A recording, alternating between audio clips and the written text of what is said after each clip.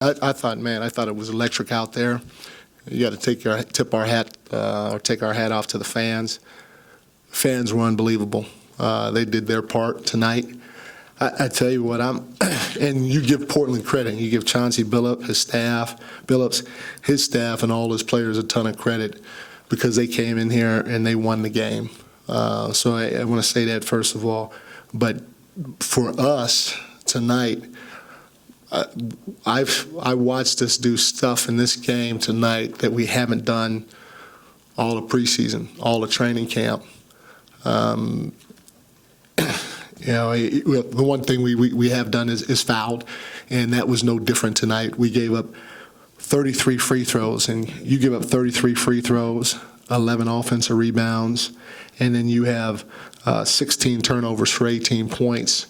Right there, the possession game's out the window, and you're not giving yourself much of a chance to win. We shoot better than them from three. We shoot better than them from two. But we don't do the little things, and that hurt us.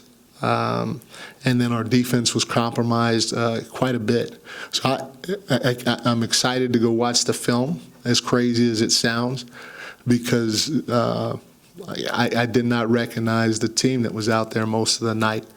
I thought the guys tried to compete, okay, but they didn't compete the right way, and we lost the game because of it.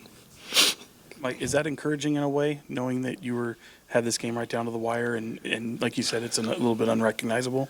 From the standpoint that I know this group can play a lot better on both ends of the floor. Again, I'm not taking anything away from, Chauncey and his group, but I know this group can play a whole heck of a lot better on both ends of the floor. And, we'll start by watching the film and getting after it in practice. So from that standpoint, I guess that might be the only thing I'm encouraged about is I do feel like we could play a lot better. And when you look at a game like this, yeah. And where there could have been some things I know you like to fix in it. What would you look at, as far as the good spots of it? Because Herter was doing really well. Terrence came in and, he was doing really well. I mean, you lost the game, but there were some really good spots that was going on in this game. Where would you point out some of those spots? Well, I thought we played right in spurts, and we always say, hey, we want to compete and play the right way for as close to 48 minutes as possible.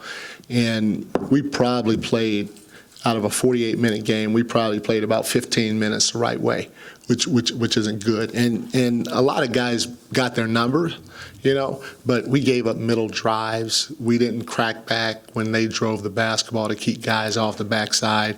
We gave up offensive rebounds.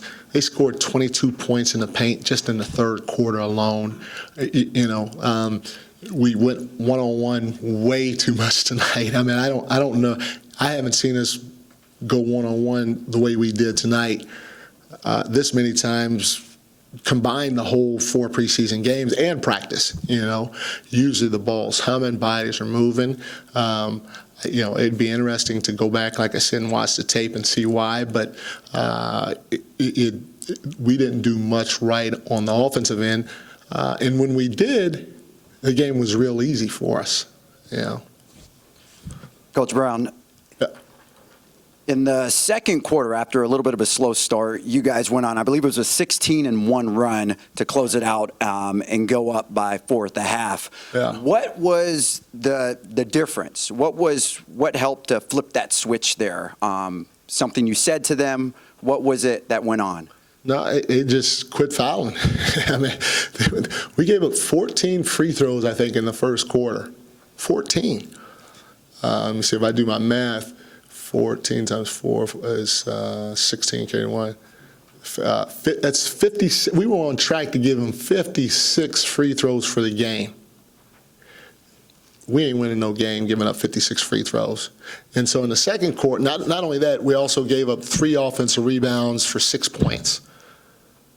So right there, 19, 20 of their points were off of free throws and offensive rebounds. I don't know how many points were off of our turnovers, but we just basically cleaned that up in the second quarter. And we started playing the way that I feel like I've seen us play. throughout training, not just the 4 preseason games, but even in practice during training camp, we played pretty good basketball.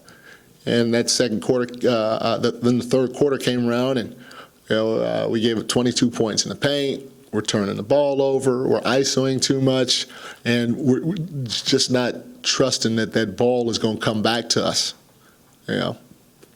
Mike, if there was one thing throughout the preseason, you guys were the more physical team in almost every game.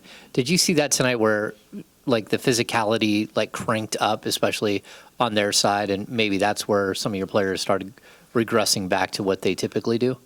Yeah, 100%. The lights are on. It's the game's more physical. It's fast-paced. Guys are playing extended minutes, and so they got to dig down deeper to play the right way on the floor.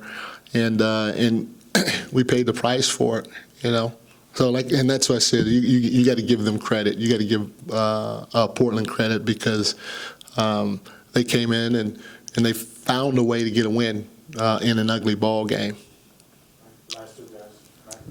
Mike, I know you talked already about really you could have played better was the biggest positive to pull away from it, but there are other really bright spots, the play of Kevin Huerter, the connection of your starting backcourt, things of that nature. Is it hard to recognize and take those in after kind of a air taken out of the building loss like this, or are you able to build off of a lot of what you saw? No, I think we can build off of this because, again, the way we played, I think, is correctable. And I want our guys to understand it's not just about making shots. There's a lot more to the game than making shots. And Kevin, he shot the mess out the ball. Obviously, Foxy had a big game for us. He shot the ball very well. TD came off the bench and shot the ball very well. So we're going to have the ability to make shots.